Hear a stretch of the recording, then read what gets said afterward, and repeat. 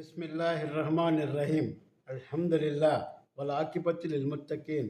என் அன்புமிக்க அல்லாஹ்வின் நல்லடியார்களே, உங்கள் அனைவருக்கும் அல்லாஹ்வுடைய சாந்தியும் சமாதானம் உண்டாவதாக என்று கூறிக்கொண்டு, இன்று ஒரு ஒரு பெருமா ஸல்லல்லாஹு அலைஹி வஸல்லம் அவர்களுடைய ஹதீஸ் என்னவென்றால், தீய குணங்களாக கருதப்படும் தற்பெருமையை பற்றி நாம் இன்று தெரிந்து கொள்ள வேண்டும். பெருமா ஸல்லல்லாஹு அலைஹி வஸல்லம் அவர்கள் தற்பெருமையை பற்றி எப்படி கூறுகிறார்கள், என்ன கூறுகிறார்கள் என்பதை நாம் அறிந்து கொள்வோம் இன்ஷா அல்லாஹ். இதை அறிவிப்பவர் இப்னு மசூத் ரலியல்லாஹு அவர்கள்.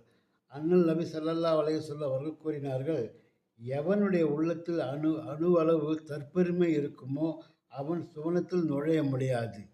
இதனை செவியுற்ற ஒரு மனிதர் கேட்டார், மனிதன் தன் ஆடைகளும் காலணியும் நன்றாக இருக்க வேண்டும் என்று விரும்புகின்றானோ, இதுவும் தற்பெருமையா? இத்தகைய அழகுணர்ச்சி கொண்ட மனிதன் சுவனை பெற்று அடைய முடியாதா என்ற என்ற எண்ணத்தில் அந்த மனிதர் கேட்க, பெருமா ஸல்லல்லாஹு அலைஹி வஸல்லம் அவர்கள் பதில் கூறினார்கள், இல்லை, இது தற்பெருமை இல்லை. அல்லாஹ் தூய்மையானவன், தூய்மையானவற்றை விரும்புகின்றான். தற்பெருமையின் பொருள் அல்லாவிற்கு நாம் அடிபணிந்து வாழ வேண்டிய கடமையை நிறைவேற்றாமல் இருப்பதும் பிற மக்களில் இழிவாக கருவதும் ஆகும். எனவே இதுதான் தற்பெருமை. பெருமையுடையவன் பெருமைக்காரன் என்று மிகவும் சுருக்கமாக கூறிவிடுவோம். அந்த பெருமைக்காரனுக்கு என்ன உண்மையை ஏற்றுக்கொள்ளும் பக்குவம் இருக்காது.